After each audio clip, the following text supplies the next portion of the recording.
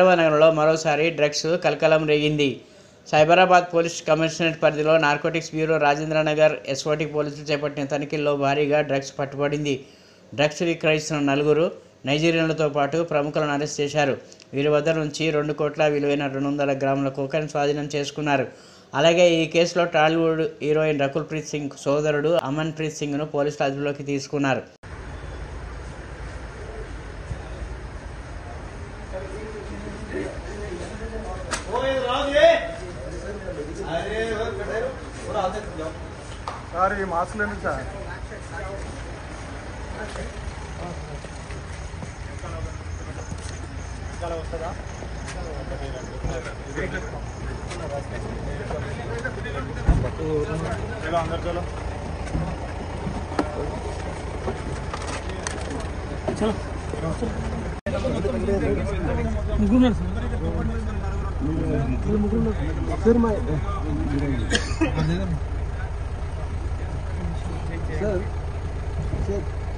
मेरा इंसुलिन पड़ा हुआ है अंदर, मेरा मेडिकल इंसुलिन अभी आ जाए इधर उधर कॉल नहीं सर इधर ले दा नहीं सर అన్న ఒక్క నిమిషం జర ప్లీజ్.